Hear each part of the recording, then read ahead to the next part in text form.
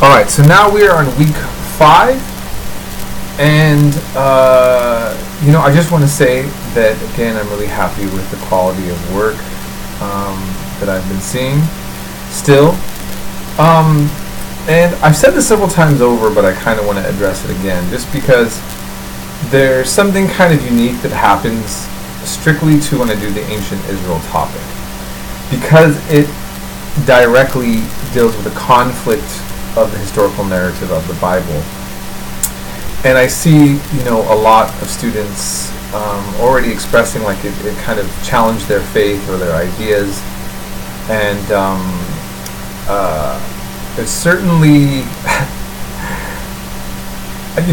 I see how much of an effect that can have on people's personal life, different than what we're going to be talking about in some of our other sections, like, let's say, Greek mythology doesn't do that to people like this last one.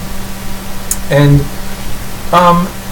what I just want to encourage you to do is to remember that as you're in college and you're being exposed to different ideas, that there's always going to be certain subject matters that can be a challenge to one's belief.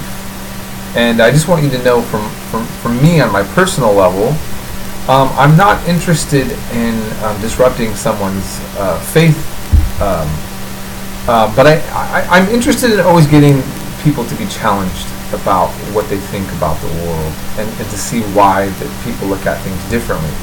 And I don't always tell you guys about necessarily where my positions will be on some of these things. Mainly I want you guys to be exposed. I posted a video just on an announcement about a controversial Israeli scholar. Now, I've read him, and he's convinced me a lot of his arguments, but I want to make it clear that he is definitely a guy fighting a lot of other scholars and getting challenged quite a bit on some of his topics. And I mainly posted that one to show you how the debates going on with modern Israel and its history is different than the debates about ancient history, even though they do kind of intertwine. And that's mainly what I wanted you to just kind of see on that, just to expose you to, the various controversies of history on the topic that we just covered. Now, this next section that we're going into is on India and the various religions that come out of it, and it's a lot of information. But again, I think you'll find this to be, rewarding.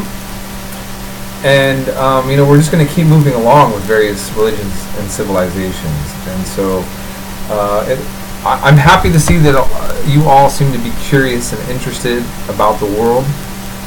And if you have any further questions and you want to develop anything outside of what I said in the lectures, please let me know. We are covering a lot of information. I am skipping over sometimes important things in all my classes, and something might catch your attention that you really want to talk about more or hear about more, and then it gets passed over. I like to elaborate. Some of the subject matter that we cover, I am more limited than other subject matter. So I want to always admit that I don't know everything, right? I really don't. And I have to say, being an instructor of all these subjects sometimes hurts my head a lot as well. It's like, my goodness, it's just a lot of work. It's not about intelligence. It's just ridiculously amount of work and going over material. And so this is what I always want to encourage with you guys. I want you to know is that, I used to look at my professors in the past, and I would see them give a lecture from memory, up on a chalkboard or whatever, and I thought, how can they know that? And then I realized they've been teaching the subject for the same lecture for like 30 years. I hope they know it by then, But exposure to ideas and having discussions with them are what gives the professor that knowledge that he can, or she, forgive me, he, she, whatever, your professor comes at you with knowledge, and it's because they talk about it a lot, they're engaged a lot. I always want to encourage you to remember that, if you just take this class and then you don't talk about it for a while, you'll forget a lot. But if you take all of these topics and you start discussing them with your friends and your neighbors, maybe even taking some of those spiritual dilemmas to your pastor or your priest, or like having a discussion about, how to correlate between, what do they do when they go to seminary, and because they're exposed to these things in seminaries, man. I just want to let you know. Not only will you find this enriching, these are the things that help you remember them and they get into your system, and you're going to walk away actually knowing a lot of these things.